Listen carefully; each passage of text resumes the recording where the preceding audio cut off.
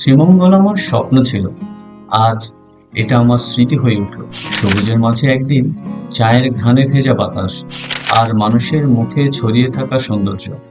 আপনিও যদি প্রকৃতি ছুঁয়ে দেখতে চান, সংস্কৃতির গভীরতা বুঝতে চান, একবার চলে আসুন শ্রীমঙ্গলে। মনে হবে আপনি বাংলাদেশের নতুন করে চিনলেন। স্বপ্নের মতো এক জায়গার গল্প বলছি আজ। এক টুকরো সবুজ, এক সুরূপিত ইতিহাস আর এক বর্ণময় সংস্কৃতির ছোঁয়া। আমি এসেছি বাংলাদেশের চায়ের রাজধানী শ্রীমঙ্গলে। সারা দেশের ঘুম ভাঙে যে চায়ের কাপে, সেই চায়ের জন্মই এই শ্রীমঙ্গলে। এখানে প্রতিটি টিলা যেন সবুজ চায়ের চাদরে মোড়া। যতদূর চোখ যায় শুধু চা গাছ আর চা প্রেমিকদের পরিশ্রমের গল্প। এটি শুধু চা পানীয় নয়, এ যেন এক সংস্কৃতি, এক ইতিহাস, এক আত্মার প্রশান্তি। এই চায়ের পেছনে আছে তাদের পরিশ্রম, তাদের হাসিমুখ। এইসব না দেখলে সারা গল্পটি অসম্পূর্ণ। সেই গল্পই আমি আমার চোখে দেখে আপনাদের সঙ্গে ভাগ করে নিতে এসেছি।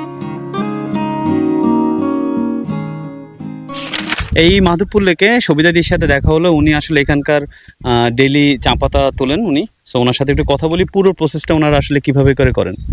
কিন্তু আপনারা ডেইলি কত কেজি করে তুলতে হয়? 23 কেজি। 23 কেজি করে। আচ্ছা, 23 কেজির মধ্যে আপনাদের পার ডে মানে স্যালারি বা হাজিরা কত করে হয়? 23 কেজি উঠালে আমাদের 178 টাকা হাজিরা। 178 টাকা হাজিরা। আচ্ছা, আপনারা হাতে আমি যেটা দেখতেছি, এটা যেটা চা পাতা, এই চা পাতাগুলোকে কিভাবে প্রসেস করে পরে কালো কালো গুঁড়ি করেন?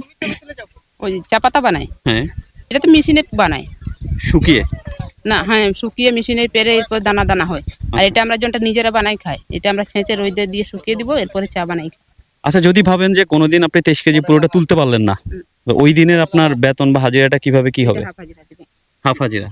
এরকম করে আপনি টোটাল 23 কেজি কমপ্লিট করলে একটা হাজিরা হয়।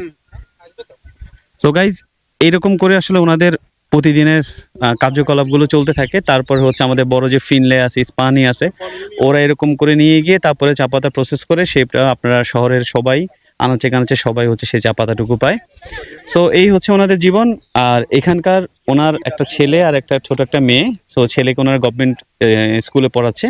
এটা ওনাদের এখানকার স্থানীয় সরকার তৈরি করেছিলেন। চায়ের পাশাপাশি এখানকার আরেকটি গর্ব হলো মণিপুরী সম্প্রদায়। তাদের হাতের তৈরি শাড়ি, গহনা আর ঘর সাজানোর জিনিস, সবকিছুতেই আছে সৌন্দর্যের শিল্প। এগুলো হচ্ছে মণিপুরের সেই থামি। এগুলো হচ্ছে ট্রেডিশনাল ড্রেস।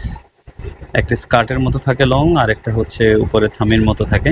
এখানে বেশ কিছু শীতের শাল আছে, মখমলের কিছু শাল আছে। যদি এগুলো ওনাদের হাতে বোনা, সবগুলো ওনাদের হাতে বোনা। আর এগুলো ব্লকের কাজ আলটিমেটলি এখন সবাই করতেছে। ওদেরও কিছু ট্রেডিশনাল ব্লক প্যাটার্ন আছে, সেগুলো দিয়ে তৈরি করা।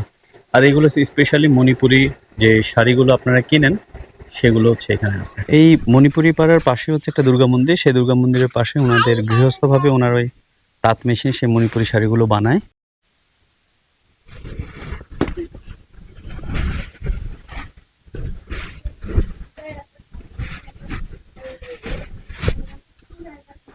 দেখে আসো ওই যে কিভাবে শাড়ি পরে দেখে আসো। দাও আয়। তুমি মাঝে শাড়ি পরি কিভাবে গায়ের কাটলা যে এগুলোই বুনতেছিলেন না?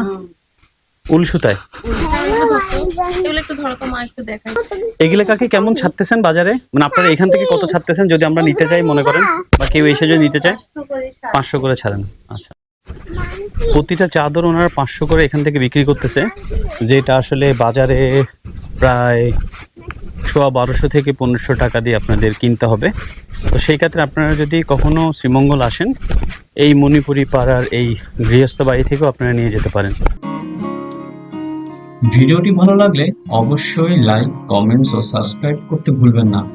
আমি শেয়ার করব আরো এমন ভ্রমণের গল্প, বাংলাদেশের রং আর প্রাণ নিয়ে। দেখা হবে পরবর্তী ভিডিওতে। সকলেই ভালো থাকবেন।